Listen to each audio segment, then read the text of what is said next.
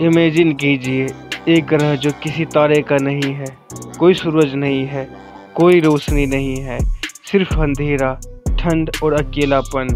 यह ग्रह किसी ऑर्बिट में नहीं घूमता, यह सिर्फ चलता है जैसे कोई एक्साइल में हो। यूनिवर्स का भटका हुआ वांडरर, रोग प्लैनेट। क्या ये प्लैनेट्स हमारे अर्थ के लिए खतरा है?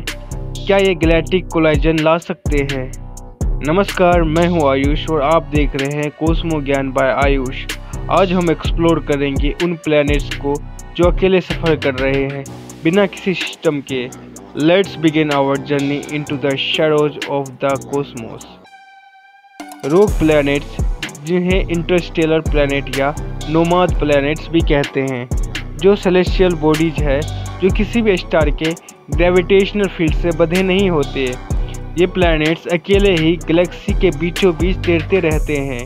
कोई सूरज नहीं, कोई हीट सोर्स नहीं, बस एंडलेस नाइट और कोल्ड साइलेंस। एस्ट्रोनॉमर्स का मानना है कि ऐसे अरबों रोग प्लैनेट हमारे मिल्की वे में हो सकते हैं, जिनमें से कुछ जुपिटर से भी बड़े हैं। ऐसे प्लैनेट्स दो तरीके से बन सकते हैं: फॉर्मेशन विदाउट अ स्टार। कुछ प्लैनेट्स स्टार के बिना ही बनते हैं, जैसे मिनी स्टार जो कभी भी इग्नाइट नहीं हुए हैं। Ejection from star system. कुछ प्लैनेट्स अपने स्टार सिस्टम से बाहर फेंक दिए जाते हैं किसी ग्रेविटेशनल इंटरेक्शन या वायलेंट कोलाइजन के कारण। इन्हें मेटाफोरिकली कहा जाता है कॉस्मिक ऑर्फन्स। अगर कोई रोग प्लैनेट हमारे सोलर सिस्टम के पास आ जाए तो ग्रेविटेशनल डिस्टर्बेंस पैदा कर सकते हैं, ऑर्बिट डिस्टर्ब हो सकते हैं, कमेट्स की शॉवर्स ट्रिगर हो सकते हैं और वर्स्ट के सिनेरियो में कोलाइजन्स भी हो सकते हैं। लेकिन प्रोबेबिलिटी बहुत कम है, फिर भी थ्रेट थ्योरेटिकल लेवल पर रियल है। कुछ हाइपोथेसिस सजेस्ट करते हैं कि पास्ट में एक रोग प्लैनेट ने ही मून को बनाया जब उसने अर्थ से टक्कर मारी। थिया नाम का प्लैनेट, जिसे टक्कर के बाद डेब्रिस बना और वो मिला मून में। तो रोग प्लैनेट्स का अर्थ की हिस्ट्री में इनडायरेक्ट रोल हो सकता है। सरप्राइजिंग बात यह है कि रोग प्लैनेट्स पर लाइफ पॉसिबल हो सकती है। कैसे? अगर उनके पास थिक एटमॉस्फेयर हो या इंटरनल हीट सोर्स जैसे रेडियो एक्टिव डीके या सब सरफेस ओशियंस जैसे यूरोपा पर पाए जाते हैं। कुछ रिसर्चर्स ने स्पेकुलेट किया है कि rogue planets might host subterranean alien life. इन प्लैनेट्स को डिटेक्ट करना बहुत मुश्किल होता है क्योंकि इनके पास कोई लाइट सोर्स नहीं होता। लेकिन कुछ टेक्निक्स है, ग्रेविटेशनल माइक्रोलेंसिंग, इंफ्रारेड टेलीस्कोप्स जैसे स्पाइट्जर और जेम्स वेब टेलीस्कोप। 2020 में जापान के सुबारू टेलीस्कोप ने 70 से ज़्यादा रोग प्लैनेट कैंडिडेट्स डिटेक्ट किए ओरियन कॉन्स्टेलेशंस में।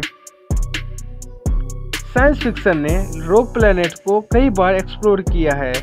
इंटरस्टेलर, जहां एक प्लैनेट ने स्टार नहीं ऑर्बिट किया। स्टार वॉर्स में रोग प्लैनेट्स को हिडन बेसेज के रूप में दिखाया गया। डॉक्टर हू में और कई नॉवेल्स ने इन्हें एलियन सिविलाइजेशन का घर बताया। साइंस फिक्शन में जो दिखता है वह कभी कभी फ्यूचर की रियलिटी बन जाता है। अगर हमारा सूरज सुपरनोवा में एक्सप्लोड हो जाए या किसी मैसिव ग्रेविटेशनल पुल से बाहर फेंका जाए तो यह थ्योरेटिकली हमारा सोलर सिस्टम या अर्थ भी एक दिन रोग प्लैनेट बन सकता है। फिर अर्थ एक अंधेरे वॉइड में तैरती हुई प्लैनेट होगी, बिना सूरज, बिना सीजन्स, बिना डे या नाइट के। कुछ साइंटिस्ट ने स्पेकुलेट किया है कि रोग प्लैनेट इंटरस्टेलर गेटवे हो सकते हैं। एलियन सिविलाइजेशन शायद इन्हें बेस बनाकर मूव करती हो या कोल्ड स्लीप चैम्बर जैसी कंडीशंस मेंटेन करती हो। उनका मूवमेंट प्रिडिक्टेबल होता है, इसलिए फ्यूचर में हम इन पर टेम्पररी बेसेज भी बना सकते हैं। रोग प्लैनेट्स हमें यूनिवर्स की वल्नरेबिलिटी और आइसोलेशन दोनों का एहसास कराते हैं। ये प्लैनेट साइलेंट है, लेकिन उनके पास आंसर छिपे हो सकते हैं, जैसे एलियन लाइफ, न्यू एलिमेंट्स और the final proof of multiverse. शायद फ्यूचर में हम इन वंडर्स के साथ ट्रैवल करें या उन्हें बचाने जाए।